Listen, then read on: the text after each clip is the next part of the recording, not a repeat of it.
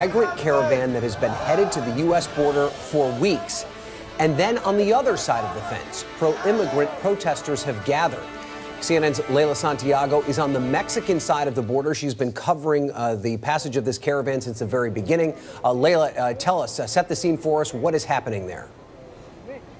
Right, I want to show you exactly what's happening behind me. You can see on this side there are quite a few of people from the caravan that has arrived here to the U.S.-Mexico border. They sort of had this rally of sorts in which they were cheering. For them, this is a great sense of accomplishment. We did see many of them climb the fence. They did not cross. They simply stood there. And then on the other side, on the San Diego side of the border, there were supporters there as well cheering. We heard many of them chant, "We are not criminals. We are migrants wanting to work, wanting a better life." Many of them have talked about the violence that they are fleeing in Central America. Now, we have been following the story of one woman in particular. Her name is Gabriela Hernandez, and she's with me right now. I want to just kind of get her perspective as to how they're feeling right now. This is Gabriela, this is Jonathan, her 2-year-old son. Gabriela, ¿cómo te sientes en este momento ver que estás tan cerca a los Estados Unidos? Pues la verdad que me siento bien alegre y a la vez nerviosa, miedo, de todo me he pegado. So I asked her how she feels seeing that after more than a month of a journey that has been very tough for her, seeing the U.S. on the other side. She said that she's very happy, but also very nervous, even fearful of what could be to come when she turns herself in. Así que el plan ahora mismo, I'm going to ask her, what now? What is she going to do? ¿Qué vas a hacer ahora? Pues esperar y confiar en Dios de que no nos rechacen y que nos dejen pasar.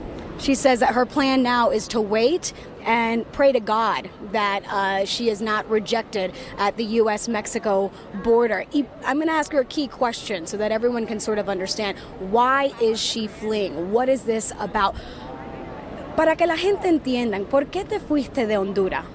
Por violencia y por grupos criminales, por miedo que le pasara algo a mis hijos.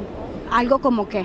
Que los mataran por buscar al papá y por medio de eso meterle miedo para que él se entregara hacia las personas que lo buscaban. So she's saying the reason she is fleeing, and since we followed her story, I will explain to you, she is fleeing because her children were threatened. Gangs in Honduras actually threatened to kill her child, and that is why she left. That is why she is going to the United States of America. Of course, we're continuing to follow her story. Y entonces, la esperanza para el futuro, I'm asking her, what's her hope for the future? Es que nos dejen pasar y primeramente Dios llegar a California donde está mi tía. She said her hope is to be able to cross, to be given permission to cross and get to her aunt that is on the other side. And I'm going to ask her, what if she's not allowed in? Y si no los dejan pasar?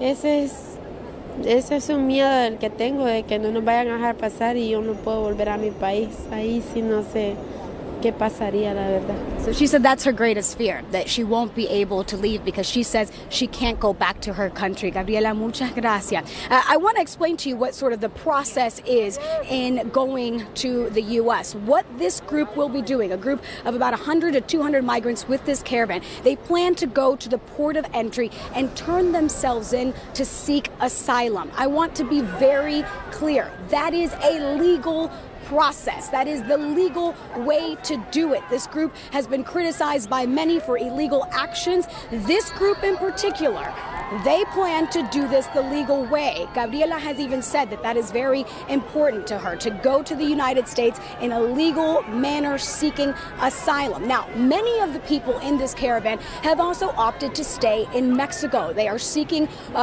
sort of the refugee status here in Mexico. But the common line among all of them is whatever happens, they cannot return to their home country, which for many is Guatemala, Honduras, as well as El Salvador. Central Americans who say if they go back, their life could be threatened. Central Americans just like Gabriela and her 2 little boys. I should also mention Gabriela is pregnant. So for her, this has been quite the struggle, as I have watched her climb onto trains, more than 50 hours on buses, nights sleeping on the floor of a shelter, nights where she has given her children food as she herself battles hunger. And so one of the things that she often talks about is that people say to her, you know, why are you going to the U.S.? And she often says, a lot of people think I just woke up and said, this is what I want to do. But for her, this is a matter of survival.